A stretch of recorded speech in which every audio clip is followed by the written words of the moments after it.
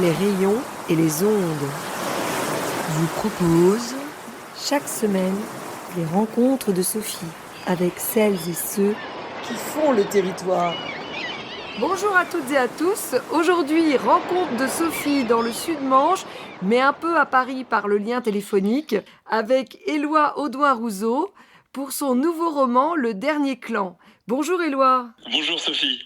Alors, Le Dernier Clan est votre troisième livre, après Ouvre ton aile au vent en 2021 et Au-delà des linceuls en 2023, deux romans qui étaient publiés aux éditions Phébus. Et donc, Le Dernier Clan vient juste de sortir en avril 2026 chez La Tribu, éditeur de rêves et de tumulte. Et c'est tout un programme et je trouve qu'il convient assez bien à votre roman. C'est vrai. Alors, votre premier livre se situait dans une sorte d'uchronie mêlant épidémie et dictature. Il avait été écrit pendant le confinement, hein, vous nous aviez expliqué ça. En effet, en 2021, j'ai écrit pendant le premier confinement. Une sorte une uchronie parce que on savait pas trop. C'était une époque vague, hein. C'était une époque vague, en effet. En fait, dans mon travail, j'aime jouer avec le temps. Donc, je me suis projeté dans le futur, un futur proche, mais qui nous rappelait étrangement notre passé. Le deuxième roman racontait une sorte de quête intemporelle, hein. Là, c'était vraiment encore plus flou dans le temps. Et cette fois-ci, vous nous plongez dans un temps d'avant l'histoire, à la source de l'humanité. Alors, j'avais une petite question un peu provoque. Est-ce que vous n'aimez pas notre époque, cher Éloi ?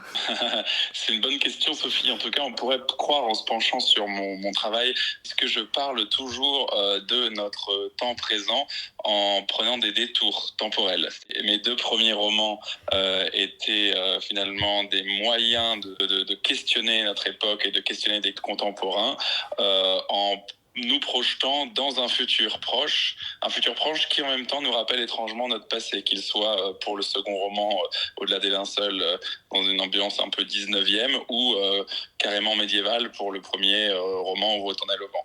Et ce coup-ci, cette fois, avec Le Dernier Clan, je suis en effet remonté jusqu'au tout premier matin du monde, jusque en 43 000 avant notre ère, pour un livre qui, bien que très loin de nous, est étrangement proche, nous propose un reflet de nous-mêmes, tout en d'ailleurs conviant la figure d'une autre humanité que la nôtre, l'homme de Néandertal, qui a disparu à cette époque, en moins 43 000 avant notre ère. Et donc, en effet, c'est un passé que je convoque aussi pour poser des questions sur notre humanité, sur notre présent. Donc, on pourrait parler de romans préhistoriques, mais aussi de romans existentiels à cause de toutes les questions qu'ils posent. Alors, c'est passionnant cette plongée dans la préhistoire. On est comme si on y était en fait. En plus, c'est raconté à la première personne et dans l'avant-propos, alors intitulé Néandertal au crépuscule, qui nous permet de situer parce qu'en fait, sinon, ce n'est jamais dit. Mais là, l'avant-propos nous explique un petit peu le point de vue. Donc, vous évoquez une empreinte de doigt découverte en 2022, vieille de 45 000 ans. Et alors, j'avais deux questions. Est-ce que c'est ça qui a été le déclic de votre écriture, puisque c'est une découverte assez récente de 2022? Et une deuxième question, j'ai vu dans la présentation de votre roman, vous nous aviez déjà expliqué, vous avez fait des études d'histoire, mais vous aviez fait aussi d'anthropologie et d'ethnologie. Mais alors, comment avez-vous fait pour nous plonger à la première personne dans la peau d'un néandertalien? Comment vous arrivez à nous donner des détails qui paraissent aussi proches et aussi vrais Eh bien, merci pour votre question, Sophie. Alors, en effet, cette empreinte digitale, ce n'est pas la toute première fois que j'ai rencontré Néandertal par le passé. Je me suis penché sur cette figure de notre plus proche cousin de l'âge de pierre, mais la rencontre décisive a eu lieu dans les pages du Monde au printemps dernier, lorsque je découvre cette empreinte digitale, cette empreinte ocre rouge, qui est l'une des dernières traces laissées par l'homme de Néandertal avant sa disparition. C'est d'ailleurs une trace que l'on a trouvée sur un galet en Espagne, mais qu'on aurait tout à fait pu trouver, par exemple, dans la Manche, puisque Néandertal y était très présent et très implanté, ou dans les îles anglo-normandes, puisqu'on sait que notamment à Jersey, à Guernesey, il y a des sites néandertaliens très connus et très célèbres et très impressionnants. Ah, on ne quitte pas la Manche alors, donc il y a quand même un lien aussi avec l'Ouest et la Manche. Il y a tout à fait un lien, notamment, sans trop en dire, il y a quand même un lien avec l'Atlantique, avec l'Ouest, puisque l'Espagne est l'une des dernières terres qui a été colonisée par Sapiens, nous-mêmes, notre propre espèce, lors de sa conquête, si l'on peut dire, d'Est en Ouest. Et donc, c'est l'une des dernières terres où où l'on découvre des traces de l'homme de Néandertal. Car vous l'aurez compris, ce livre raconte aussi l'histoire d'une rencontre entre deux espèces du genre Homo, entre deux humanités, Néandertal et nous-mêmes. Et pour répondre donc à votre question, vous parliez du coup de cette rencontre aussi avec mon personnage, mon narrateur, donc personnage qui se nomme Yaretsi, qui est le veilleur du clan des mers. Et d'ailleurs, du coup, il y a évidemment un lien avec la Manche, puisque j'ai écrit ce livre une fois de plus dans la Manche, au bord de la mer, et j'allais le soir me promener sur la falaise, et j'étais ici même, à Carole, dans la maison familiale, très connecté avec cet univers maritime. Et donc le dernier clan est aussi cet univers, et propose aussi un univers maritime. Et donc voilà, j'ai Yaretsi, et donc le veilleur du clan des mers, et donc chaque année il se rend avec les siens pour retrouver d'autres clans néandertaliens dans un lieu de mémoire collective qui s'appelle la grotte aux ancêtres. Et cette année, il se prépare pour des retrouvailles, notamment avec Ayasha, celle qui lui est promise depuis toujours. Il y a une histoire d'amour aussi, oui, il y a une attente amoureuse. Ouais. Il y a une attente amoureuse, mais cette année, rien ne va se dérouler comme prévu. C'est un roman à suspense qui finalement débute, et l'attente n'est pas exactement celle que l'on croit, puisque une menace latente se fait sentir, et Yaretsi comprend que son monde vieux de 300 000 ans, le monde néandertalien, est en danger. Et c'est cette enquête que j'ai voulu en effet élucider lorsque cette empreinte ocre rouge m'est apparue dans les pages du Monde. J'ai voulu comprendre comment un monde vieux de 300 000 ans, le monde de Néandertal, avait pu disparaître si rapidement, si brutalement. Et en fait, je me suis retrouvé projeté au cœur de mes études en ethnologie, en anthropologie. En fait, c'est quand même aussi très original, parce qu'il n'y en a pas eu beaucoup des romans préhistoriques. J'ai lu plusieurs ouvrages de ce sous-genre, donc c'est en effet déjà un sous-genre, donc il y a assez peu de livres, mais il y en a quand même, tout de même. C'est un genre qui a été inventé par Ronnie Henné avec La Guerre du Feu au début du XXe siècle, qui est un livre très bien écrit par ailleurs. Et toute une constellation de livres découle de ce roman, où je trouve que souvent une part trop importante est donnée à la survie, à la difficulté du quotidien de ces hommes qui doivent finalement se battre pour survivre dans une nature qui leur est hostile. J'ai voulu prendre le pied de tout ça en conviant justement toute cette poétique dont j'ai parlé tout à l'heure, et aussi toute la douceur de ce quotidien. Je pense aux Indiens Bororo que Lévi-Strauss dépeint dans ses tristes tropiques, qui finalement passent leur journée à danser au bord de l'Amazone et à se parer, à se raconter des histoires, puisqu'ils vivent dans une forme d'abondance, et ils ont tout le temps pour finalement vivre une douceur au quotidien. Donc j'ai aussi voulu prendre le contre-pied de tous ces clichés aussi autour d'un homme préhistorique assez sauvage, au parler rocailleux, et j'ai voulu montrer finalement que ces hommes soi-disant sauvages étaient des êtres très raffinés. C'est vrai que la danse est très importante dans votre roman. Oui, c'est la danse qui ouvre le roman. C'est comme ça que j'ai rencontré Yaretsi, en me projetant par l'imaginaire 40 000 ans avant notre ère. Je cherchais dans cette terre encore inconnue une silhouette, et Yaretsi m'est apparu en train de danser seul sur un rocher, et c'est ainsi que cette histoire a commencé. Je voulais savoir, parce qu'il y a des détails quand même très précis, les tribus de la mer, de la forêt, de la montagne. Et c'est inventé, ou est-ce que c'est vraiment basé sur des recherches, des informations ? Eh bien, j'ai envie de vous dire un peu des deux, dans le sens où je me suis basé sur toute une science récente, ou une science issue des ethnologues et anthropologues du XXe siècle. Donc mais tout ça, c'est des lectures qui ont infusé en moi au cours des dernières années, c'est-à-dire, je pense aux Indiens Guarani de Pierre Clastre, que je découvre à 17 ans. Je pense aux Indiens Bororo, que Lévi-Strauss me fait découvrir dans ses tristes tropiques lors de mes études, autour de mes 20 ans. Donc finalement, je me suis retrouvé projeté dans tout cet univers des sociétés de chasseurs-cueilleurs, des peuples premiers. Et d'ailleurs, tout ça n'est pas un hasard, puisque mon grand-père était un écrivain surréaliste, proche André Breton, et il m'a initié, de par tous les objets, les livres, les tableaux qu'il m'a laissés, à son amour pour les arts premiers et les peuples premiers. Et de l'autre côté, j'ai un autre grand-père, mon grand-père maternel, qui lui était un pionnier de la conservation de l'environnement, et qui m'a transmis son amour du monde sauvage. Et donc finalement, se situe un petit peu à la croisée de tous ces chemins. Moi, j'ai justement pensé énormément dans votre livre au choc un peu entre les autochtones, par exemple surtout les Amérindiens, et l'homme blanc, dans la façon de chasser l'animal. Et donc, la relation de l'homme avec la nature, puis c'est une question qui me taraude aussi beaucoup.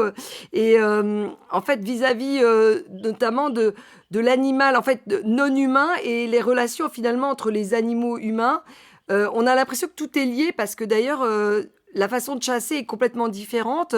Il y a, en gros, il y a les Amérindiens, enfin, les Néandertaliens qui sont un peu, moi j'imagine, inspirés des Amérindiens qui chassent juste ce qu'il leur faut avec respect de l'animal. Et puis le côté l'homme blanc qui serait l'Homo sapiens qui finalement chasse de manière frénétique un petit peu, de manière un peu sauvage, on pourrait dire. Alors c'est tout à fait vrai et je vais aller un peu plus loin en apportant une nuance, mais en effet il y a évidemment une source d'inspiration historique, inconsciente, autour justement voilà, de ce bouleversement historique et anthropologique qui a dû représenter pour ces peuples amérindiens l'arrivée de l'homme moderne, l'arrivée de l'homme européen sur leur terre. Et d'ailleurs l'effondrement de ces civilisations est extrêmement rapide. D'ailleurs, je pense à ce que, voilà, notamment à des amulettes qui ont été retrouvées dans l'ancienne Tenochtitlan, appelée à devenir Mexico, dans des jardins d'anciennes demeures aristocrates aztèques où des idoles sont enterrées tête en bas dans des jardins, signe que un monde a disparu et que l'on se met finalement à tuer ces anciennes idoles par lesquelles on s'est senti abandonné. Et voilà, j'imagine quel a dû être évidemment le choc de ces peuples qui ensuite ont été chassés soit dans les grandes plaines ou dans les terres du nord de l'actuel Canada ou dans les terres de l'extrême sud, je pense au Selknam de la Terre de Feu, qui ont été anéantis jusqu'au dernier lors de lugubres chasses à l'Indien. Donc évidemment, l'homme européen a, dans sa prédation, a quelque chose, a poussé peut-être la prédation de Sapiens et son esprit de conquête plus loin que d'autres. Mais c'est vrai que les Aztèques ne l'avaient pas attendu, par exemple, pour massacrer l'environnement qui les entourait ou les communautés qui entouraient Tenochtitlan. Et c'est pour cela, finalement, que j'ai voulu aussi élargir finalement cette pensée. Il existe évidemment chez Sapiens ce qu'on appelle des sociétés en paix. On pense aux Marquises, on pense aux Polynésiens qui vous recevez chez vous comme des frères. Mais il existe aussi des peuples qui ont toujours eu cette propension à détruire. D'ailleurs, des peuples polynésiens qui ont colonisé l'île de Pâques, les Rapa Nui, sur lequel j'ai un peu travaillé pendant mes études, ont abattu tous les arbres de leur île jusqu'au dernier et se sont effondrés bien avant l'arrivée de l'homme blanc. Donc, il y a une forme de propos aussi dans ce livre, une forme de questionnement sur qu'est-ce que nous sommes en tant qu'hommes, qu'est-ce que ce paradoxe que nous avons dans notre propre espèce, cette capacité à détruire et aussi cette capacité folle à créer. Et d'ailleurs, Yaretsi, le néandertalien, est à la fois inquiet par l'apparition de ces hommes nouveaux dans son monde, vieux de 300 000 ans, mais il est tout aussi inquiet que fasciné, puisqu'il découvre des hommes qui ne le surpassent pas, mais tout de même par moment, dans leur capacité d'imagination, de grâce, dans leur création, ont quelque chose de vraiment inouï qu'il n'a jamais vu auparavant. Et donc, il y a aussi cette nuance-là d'une forme d'admiration, une admiration pour cet esprit de conquête de Sapiens, qui est un esprit tout aussi fou, tout aussi admirable qu'effrayant par moment. Donc c'est les deux facettes qui sont liées un petit peu. Oui, c'est vrai qu'il y a la découverte dans la caverne et il voit les œuvres de Homo sapiens et il est fasciné. Alors moi j'avais envie de vous demander aussi, ça tourne toujours, oui, c'est sur ce sujet-là, mais vos 3 romans qui sont très très variés comme sujet, comme histoire, mais ils ont peut-être en commun les difficiles et hostiles relations des hommes entre eux. Parce qu'on avait donc une dictature, une guerre qui ne vient pas, qu'on attend, et puis un choc de civilisation. Est-ce que vous pensez que l'influence de votre père historien de la Grande Guerre et ou de votre tante Fred Vargas, autrice de polar, a joué? Ou bien est-ce que c'est d'autres auteurs? Ou est-ce que c'est vraiment une combinaison qui vous est propre? On a un peu déjà la réponse. Évidemment, puisqu'on est tout le temps influencé par d'autres auteurs, alors des auteurs qui peuvent nous être proches dans tous les sens du terme d'ailleurs.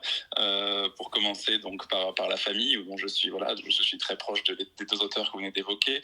En effet, mon père, spécialiste des violences de guerre, a dû d'une certaine manière influencer mon travail, puisque ce livre, Le Dernier Clan, est en quelque sorte, on pourrait dire, le récit de la création de la violence, de l'origine de la violence, et d'ailleurs des toutes premières, de la naissance finalement de la guerre, de la naissance finalement d'une société humaine qui malheureusement, tragiquement, est indéfectiblement liée à la guerre.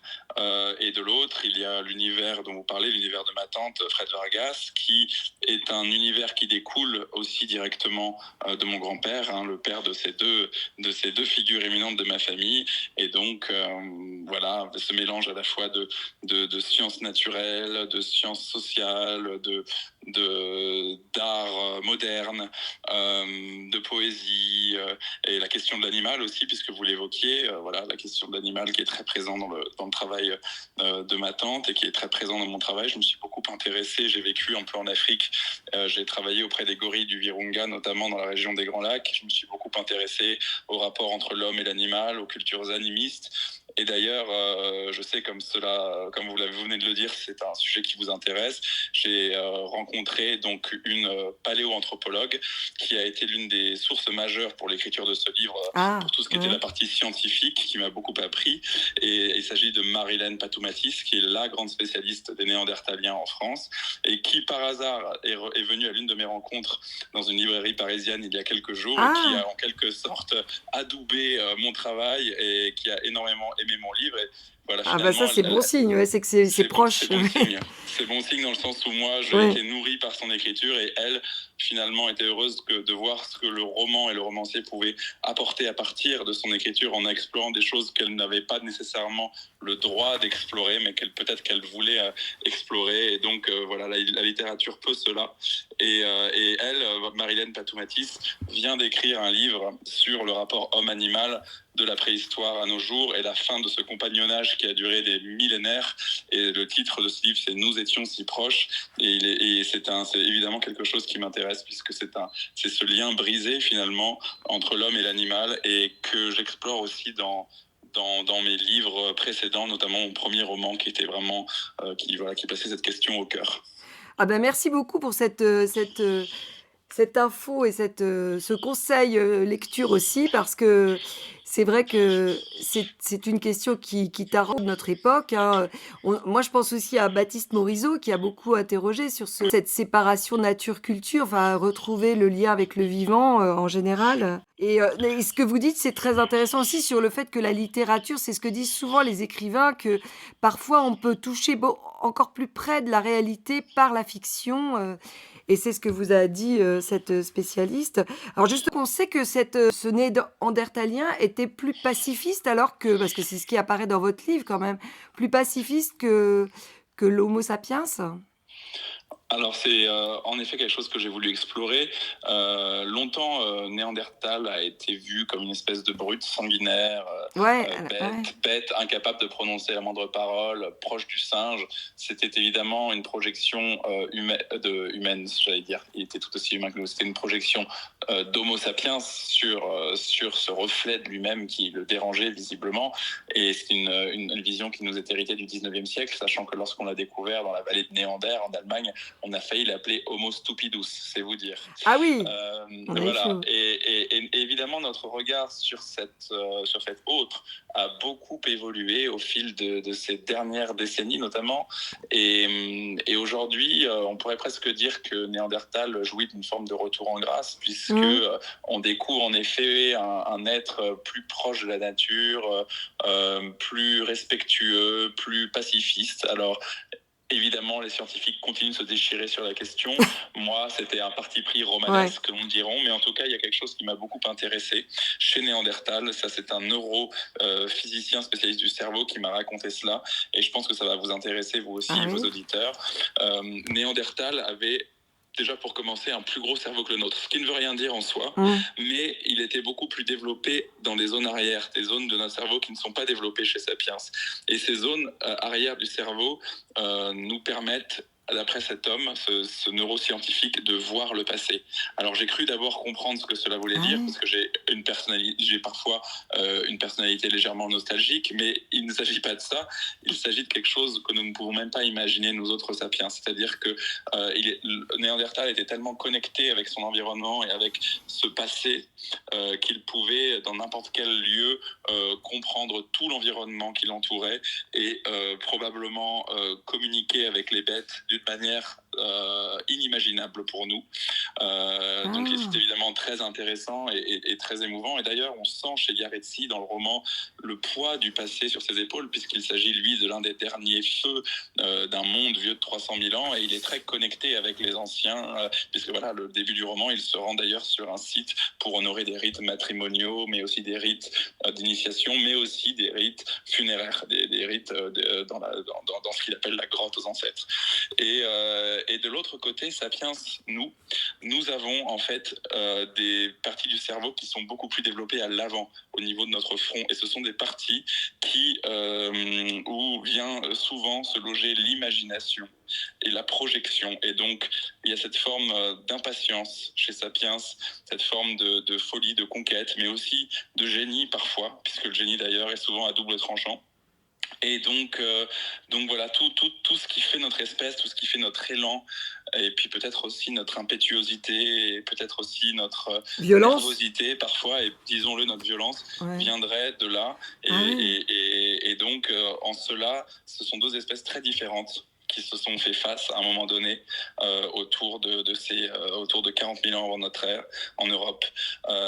Et voilà, c'est le récit de cette rencontre entre deux humanités que j'ai voulu raconter, et peut-être aussi le récit du regret de cette rencontre et de son issue, dans le sens où aujourd'hui nous pourrions vivre dans un monde où un Néandertal pourrait encore exister, et d'autres humanités, puisque voilà, à l'époque il y a eu un moment où des espèces humaines se sont côtoyées, et il y avait une humanité à plusieurs visages. Alors, Il y avait ouais, un homme de Pékin, etc., et un homme de Flores en Indonésie, un colosse de 2 mètres en Asie du Nord, et un homme tout petit d'1,30 m en Asie du Sud-Est. Et cette humanité à plusieurs visages a aujourd'hui disparu. Alors justement, je voulais citer un petit bout de votre avant-propos, parce que ce que vous dites, l'histoire de notre famille humaine est aussi riche que complexe. Il ne faut pas la voir comme une lignée issue d'un seul et même arbre généalogique, mais plutôt comme une épaisse futaie aux pousses abondantes, et dont la seule à exister aujourd'hui encore est la nôtre, la branche Homo sapiens. Mais moi, j'ai cru entendre dire justement récemment, et ça fait partie peut-être de ce retour en grâce de Néandertal, qu'il y aurait peut-être eu des croisements quand même entre Homo sapiens et Néandertal. Vous n'y croyez pas, vous, à cette hypothèse? Alors si, j'y crois, puisque c'est en effet avéré scientifiquement, et ça, c'est 2010, c'est un bouleversement Ouais, c'est à un ça, moment ouais. donné dans la science. Et d'ailleurs, beaucoup voilà, de scientifiques se réjouissent en se disant, finalement, Néandertal n'aurait peut-être pas été anéanti ou dominé par Sapiens, mais peut-être que tout simplement nous serions métissés avec lui, et que Néandertal aurait été finalement englobé dans notre aventure humaine. C'est une magnifique histoire à laquelle nous avons envie de croire, mais il semblerait qu'il s'agisse davantage en fait de ce patrimoine génétique que nous partageons avec Néandertal, soit en fait une forme de négatif, comme un négatif de vieille photographie, vous voyez, comme un vieux souvenir, ce qui rend d'ailleurs cette présence en nous plus émouvante encore à mes yeux. Mais voilà, c'est-à-dire qu'il y a en effet eu des rencontres qui ont nécessairement mené à des accouplements, notamment au Proche-Orient, et petit à petit, quand même, il y a eu vraiment des vraies populations de métis, mais ces métis croisés des Néandertaliens et des Sapiens ont fini par se reproduire ensuite avec des Sapiens, et ne se sont jamais reproduits entre eux, ni avec des Néandertaliens, et donc ce sont des branches qui se sont très vite éteintes. Mais c'est tout de même très émouvant de savoir que l'on a ce patrimoine génétique avec cet être et cet autre disparu. Est-ce qu'on pourrait pas se dire qu'il y a certaines personnes qui sont plus en lien avec la nature que d'autres? Est-ce que ça serait pas un reste de Néandertal alors? C'est une très belle idée. C'est une très belle idée. On pourrait jouer avec cette idée. On pourrait écrire un livre là-dessus.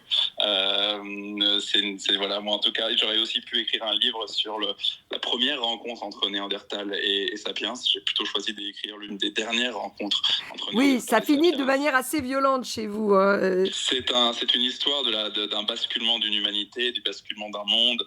Alors c'est évidemment un moment qui est tragique, même si évidemment, comme je vous l'ai dit, j'ai voulu, en plus de ce suspense et de cette émotion, convier tout l'univers poétique du conte et toute la beauté qui y est associée. Mais en effet, sans trop en dire, c'est malheureusement une rencontre impossible, c'est le récit d'une rencontre impossible. Et l'histoire moderne, bien sûr, du 15e siècle, du 16e siècle, avec la conquête de l'Amérique par l'homme européen, m'a inspiré. Et nous savons à quel point cette conquête a été dure. Et plus récemment encore, on peut penser à des grandes tragédies du XXe siècle.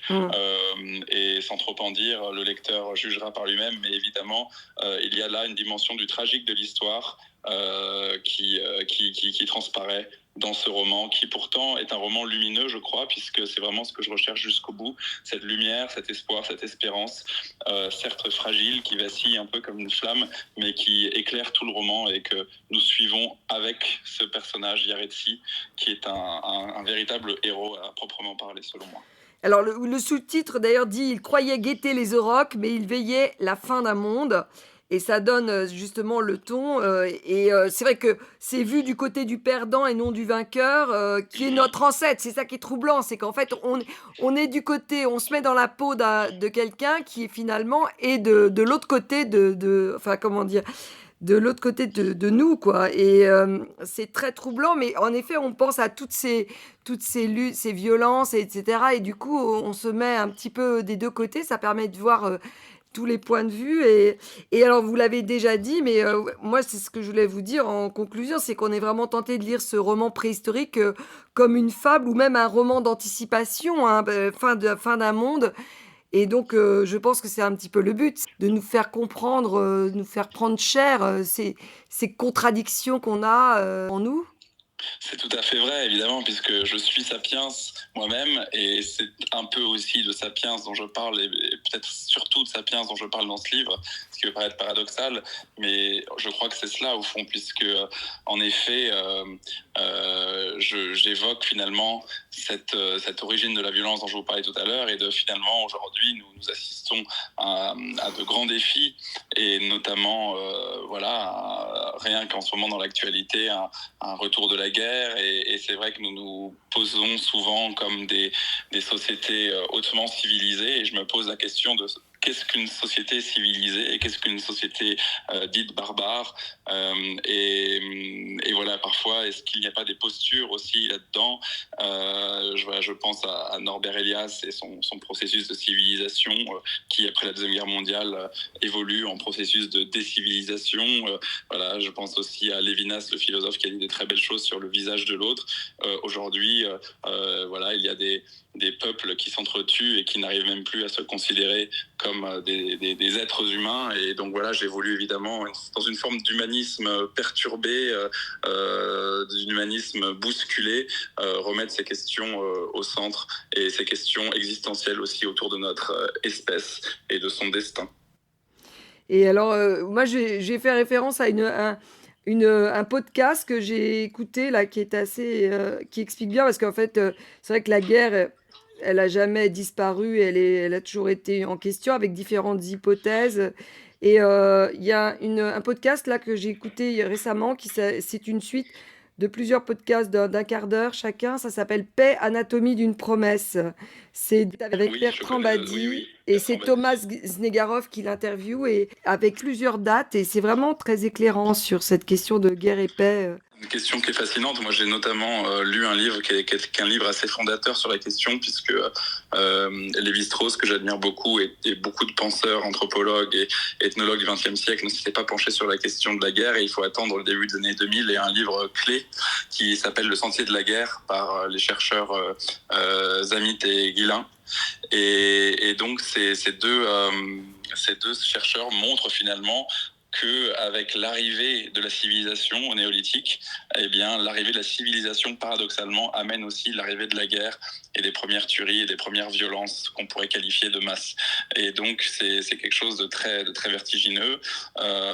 Et donc, voilà, on se demande en tout cas à quel moment finalement toute cette histoire a capoté. Je joue un petit peu avec cette idée-là en tant que romancier. C'est un peu la question que pose le roman. Est-ce que finalement l'embranchement néandertal n'était pas la bonne direction à prendre? Évidemment, en tant que scientifique, on ne peut pas jouer avec cette question-là, mais en tant que romancier, on le peut. Et c'est l'une des pistes que j'ai voulu explorer dans Le Dernier Clan. Plein d'indications de lecture anthropologique, mais surtout, justement, toutes ces questions-là sont évoquées à travers une fiction qui se lit vraiment, oui, presque comme un polar, j'allais dire, enfin, et comme une fable, comme un poème en prose. Ça s'appelle Le Dernier Clan, donc d'Éloi Audouin-Rousseau. Et merci pour toutes ces précisions qui nous éclairent encore plus sur ce livre. Alors, on peut annoncer que vous serez de nouveau dans la Manche pour en parler bientôt. Je serai dans la Manche, en effet, pour en parler le 19 juin au soir au Prose Café. Alors, au Prose Café, il faut préciser parce qu'il y en a deux maintenant. Donc, c'est celui de Donville, hein, c'est ça, près de Granville. C'est le Prose Café de Donville, c'est exactement ça. Voilà. Et je serai aussi au Festival du Livre de Granville, qui se déroulera, si je ne m'abuse, les 11 et 12 juillet 2026, et également à la librairie de Granville, librairie Maison de la Presse Monaco du Nord, pour des signatures le 25 juillet. Voilà, donc en juin, juillet, 3 dates pour vous retrouver dans la Manche et parler de votre livre qu'on peut se procurer dans toutes les bonnes librairies, comme on dit. Le Dernier Clan, aux éditions La Tribu. Ah oui, pour le changement d'édition, quelques infos. Eh bien, tout simplement la fidélité, puisque j'ai suivi mon éditrice historique, qui a été directrice des éditions Phébus et Libretto, et qui a voulu poursuivre une nouvelle aventure avec la création récente des éditions de La Tribu. Et je l'ai suivi dans cette aventure, et c'est une aventure humaine merveilleuse, puisque voilà, nous sommes très raccord avec notre volonté d'écrire des romans qui nous émerveillent, qui nous fascinent et qui nous emportent pour ce roman-ci très loin dans le temps. Et donc, ça s'est imposé à vous. Vous avez mis combien de temps pour écrire ce roman? Eh bien, la découverte de cette empreinte encre rouge m'a aspiré dans l'écriture de ce livre. Et finalement, Yaretsi et les hommes et les femmes du clan des mers se sont imposés à moi. Et nous ne sommes plus lâchés à partir de ce moment-là. Et donc, j'ai finalement été très inspiré, puisque j'ai démarré l'écriture de ce livre peu de temps après la découverte de cet article de journal dans Le Monde début juin. Et voilà, il m'aura fallu tout un été d'écriture, avec évidemment beaucoup de travail, beaucoup d'efforts, mais jamais de douleur, et toujours une forme d'émerveillement. Ça a été un émerveillement pour moi que de l'écrire au quotidien, jusqu'à peu près début septembre, où, à ma grande surprise, je me trouvais face à un premier jet remanié et retravaillé qui, selon moi, tenait la route. Et donc voilà, ça a été un roman qui est apparu, on pourrait dire, dans ma vie. Vous me disiez hors micro que ça s'était imposé à vous, alors que ce n'était pas du tout ce que vous étiez en train d'écrire au départ. Vous ne pensiez pas écrire ce roman? Initialement, j'étais en train d'écrire un autre livre que j'étais en train de terminer, plus ou moins. Et je pensais tranquillement me reposer pour relire et élaguer mon manuscrit. Et finalement, voilà, j'ai eu une discussion avec mon éditrice autour de cette idée d'homme de Néandertal, cette empreinte qui m'est apparue dans les pages d'un journal. Et je lui ai dit, est-ce que tu crois que l'une des dernières rencontres entre l'homme de Néandertal et Homo sapiens ne ferait pas un fabuleux roman? Et j'ai vu à ses yeux qu'elle le pensait elle aussi. Et encouragé par elle, je me suis précipité dans cette écriture et dans cette aventure. Vous laissez tomber cette idée d'avant ou vous allez le reprendre? Non, je ne le laisse pas tomber. Je vais évidemment le reprendre. Heureusement, c'est un travail qui est différent, même si voilà, il y a toujours une gémelléité d'un roman à l'autre. Ce sont un peu comme les frères et sœurs d'une même famille pour un romancier. Mais voilà, ils sont très différents, et donc c'est une bonne chose pour moi, puisque voilà, je cherche à me renouveler. En tout cas, Le Dernier Clan, je me suis rarement trouvé à la fois autant au cœur de mon univers et en même temps autant surpris par l'endroit où me menait ce roman. Et écoutez, merci beaucoup Éloi pour toutes ces informations et toutes ces précisions. Et avant de se quitter, donc un choix musical pour finir en musique.